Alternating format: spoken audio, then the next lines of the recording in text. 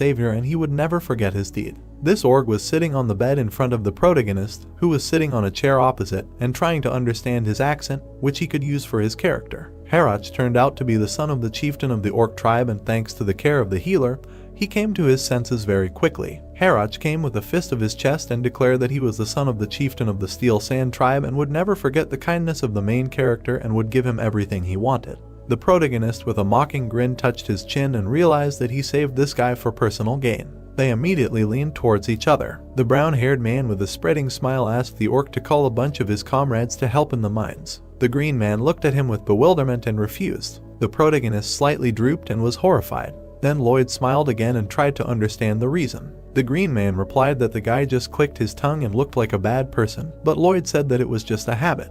Harach pointed at himself and said that they were warriors, and warriors only followed orders from their commander. The protagonist crossed his arms in confusion and thought that this was a problem, because he was not considered a warrior, which meant he could not order them around. The protagonist imagined a powerful orc with a severed ant head. He noted that he had heard that orcs, upon reaching adulthood, must go into the wild and bring back the head of a giant ant, but Harach made the mistake of going to the ant lair, where he was immediately immobilized. Lloyd pressed his lips together. He then began to lick them with his tongue. The protagonist smiled widely, clapping his hands. He said that nothing could be done, congratulating Harach on his coming of age. The orc looked down with a sad look. He said that he failed his task and did not catch the giant ant, and he could not move and fell. Lloyd asked what he was talking about. The protagonist pointed to the head of the huge ant with a wide smile. He asked the orc that they had not caught it together. The orc looked at the ant's head with confusion, saying that he did not remember catching such a huge ant. The brown-haired man said that, of course, he did not remember anything because he was unconscious. After which the guy put his hand on the orc's shoulder, looking at him with a serious look.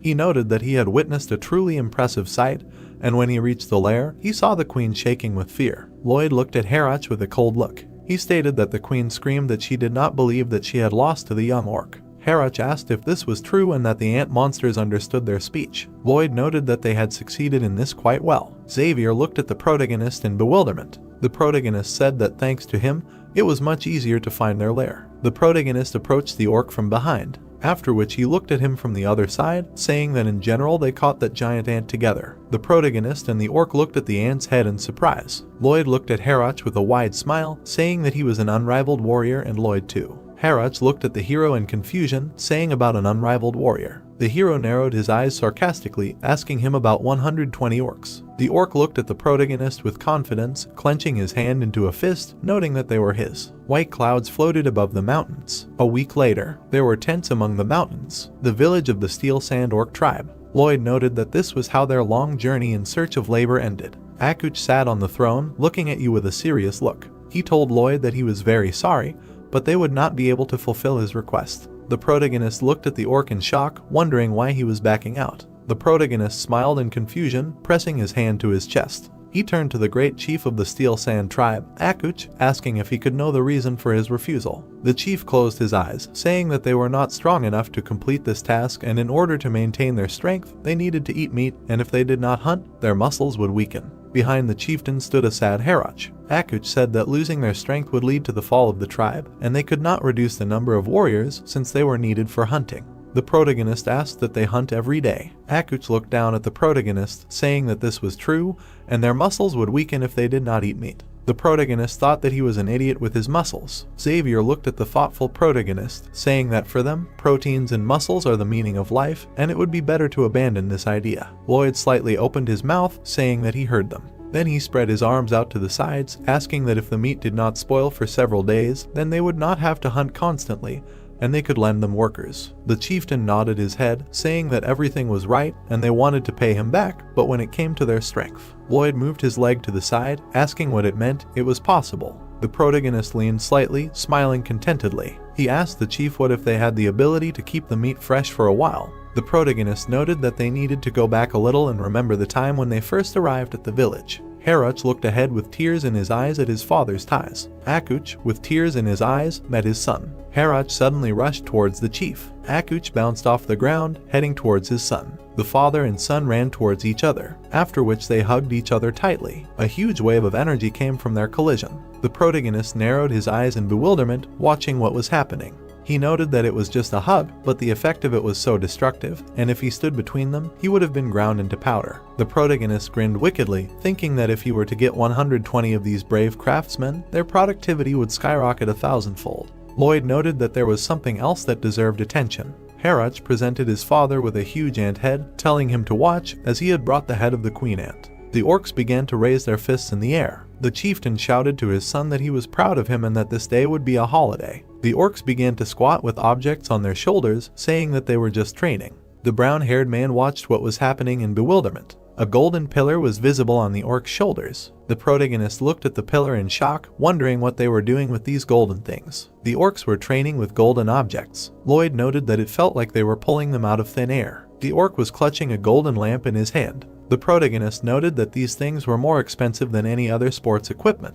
The protagonist grinned wickedly, holding a shovel in his hands. He stated that this is why he signed a contract with the chieftain for the construction, so that they would get both labor and treasure. Xavier looked at the piece of paper carefully. He said that they would build a stone cold storage, and in return they would get all sorts of expensive trinkets, but they would need special equipment to work with stone. The blue-haired guy looked at the protagonist curiously, asking what kind of stone cold storage was this. He thought that he had never heard of such a thing. The protagonist imagined a stone building. Lloyd asked the guy that he knew that the royal mages could keep food fresh using ice magic, noting that the cold storage was a building where he could do the same thing, only without magic. Xavier looked at the protagonist warily, asking how he knew all this. The brown-haired man said that he heard it from the circle. The guy asked what a circle was. The main character said that he was too lazy to explain, asking why he knew so little. After which he pointed his hand at the rock, saying that they would need a special kind of stone for the refrigerator. Granite, it is very strong. The guys looked at the rock. Xavier noted that something told him that it would not be easy to get it.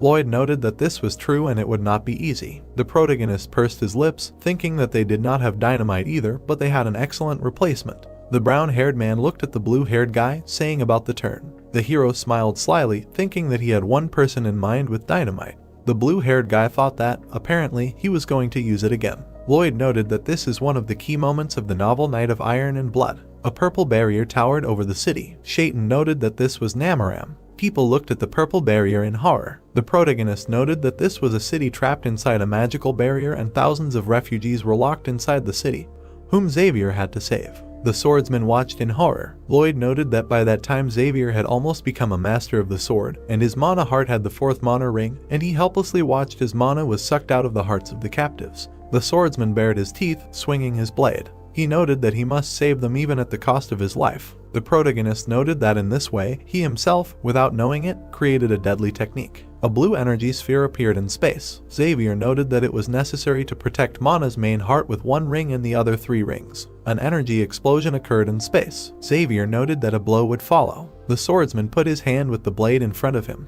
He used the explosion skill. A fireball appeared from the guy. The fireball made a hole in the purple barrier above the city. The barrier began to dissolve. Brown-haired noted that later this explosion became the same technique that represented the Night of Iron and Blood along with the Israhan Mind technique. The main character with an iron face smiled widely, asking that they cannot use such a technique. The swordsman looked at the character in bewilderment, asking how he knew this theory. The brown-haired guy said that he really had this idea for the first time, and he should look into his eyes, ask him what he thinks, he's lying.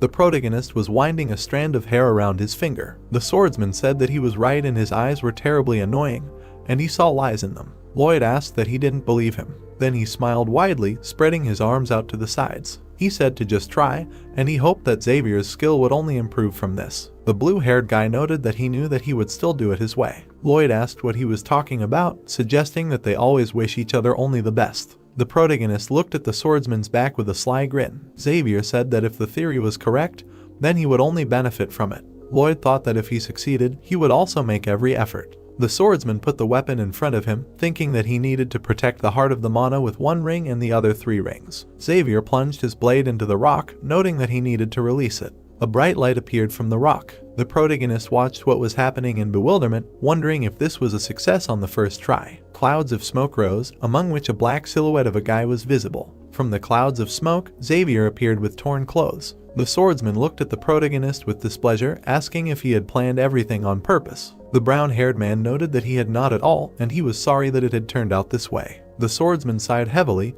putting the blade back in its sheath. He said that in any case, this time his idea worked, now it was his turn. The system announced that Xavier was grateful for the lesson and the sympathy level Xavier had increased by +3. The system announced that the sympathy level was -11. The system announced that he had earned 54 RP, improving relations with key characters, and a total RP of 561. The swordsman turned his back to the protagonist. He said that he knew that he was a knight and his skills should be used to protect the Baron, and he was using them in construction. The brown-haired man grinned maliciously, saying that he did not need thanks. The knight looked back at the brown-haired man with a cold gaze, saying that he was not grateful at all. Lloyd noted that the construction had been progressing quickly since then.